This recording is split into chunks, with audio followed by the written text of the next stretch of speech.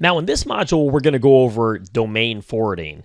And when adding a link to your YouTube videos, it's best not to use what's called domain shorteners. So when you're using, for instance, like the Bitly links or the Owly links or the Google shorteners, what happens is these, not only do they look spammy to people that are visiting your videos and deciding whether or not they want to click on the link, but many times YouTube won't like them either, and that may actually affect the rankings of your YouTube videos.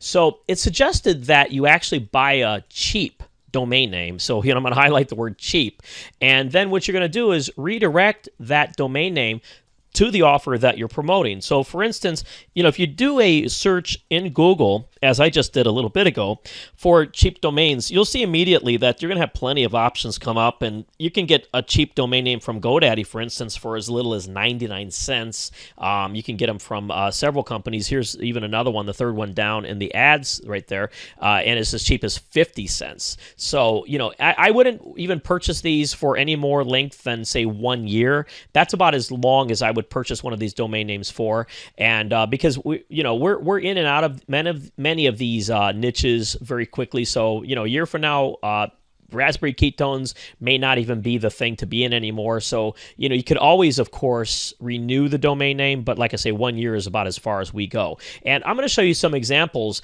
of people that are having success with their YouTube videos and why you want to make sure that you also do the same thing and actually buy a regular domain name rather than actually using domain shorteners.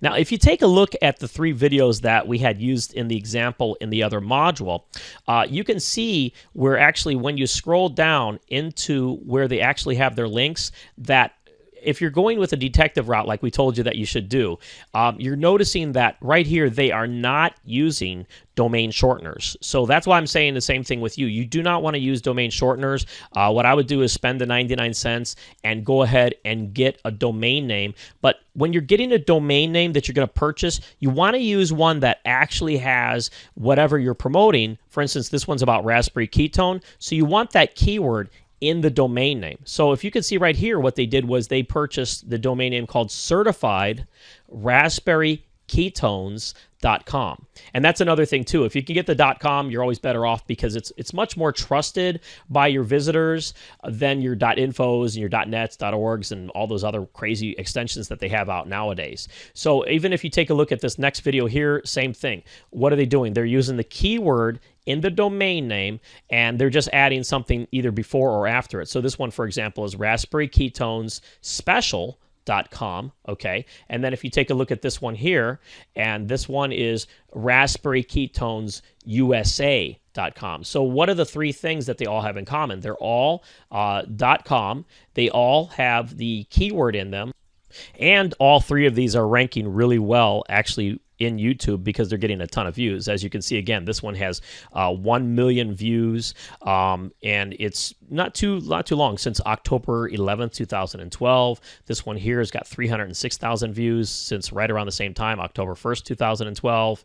And this, of course, this one right here, 301,000 views since August 2013. So they've all got a lot of views in a relatively short amount of time. So that tells you something right there, that if they're all using domain names, not redirects or URL shorteners, and they're all using the keywords in their domain names, and they're also all 3 using .coms, well, you know what? If we want to rank highly, we should be doing the same thing.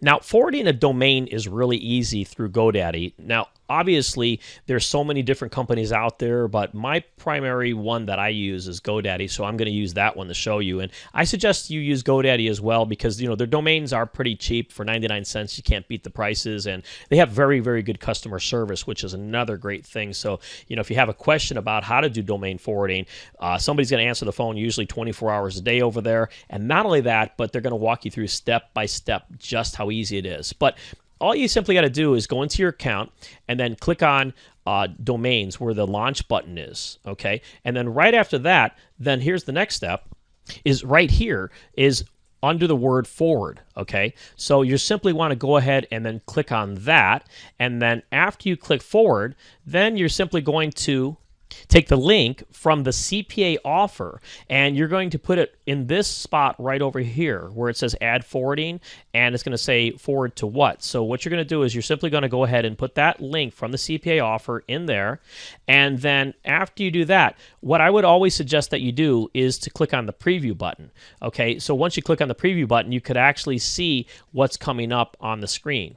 So as you can see, when we do click on the preview button right here, I'm just going to move it over a little bit so you can see in the view, you can see that it actually does come up, and that's what we're trying to have the domain forwarding go to.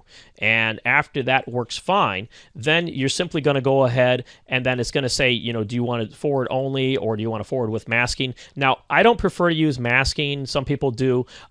I would simply go ahead and just use forward only, and then go ahead and click add. Now, after you click add, it's going to take probably a few minutes to go ahead and then change, but you know, sometimes they will say it could take a few hours to do, but for the most part, I've had it forward within probably about maybe say 10, 15, 20 minutes at the most. But you know, again, it depends on maybe what part of the world you're in or something like that. And also leave the 301 permanent selected. Don't go to 302 temporary, leave the 301 permanent. So this is basically the whole entire thing in a nutshell. And you know, again, if you have any questions, feel free to contact GoDaddy, and they're super helpful. And you know what, the thing about it is, I don't like to always sit there and try to figure out things on my own. I like to ask customer support questions, because you know what, a lot of times you're going to learn something that you would have thought about even asking, and they might show you a tip that you never even thought about. So make sure you actually utilize customer support, and like I say, they're very helpful, and of course they're there for a reason. So if you don't actually call up and ask questions, then you know what, somebody may end up going without a job because they say, hey, you know, we don't need you. So you're actually helping the economy when you actually call up the customer support and you utilize their customer support. So we'll see you in the next module.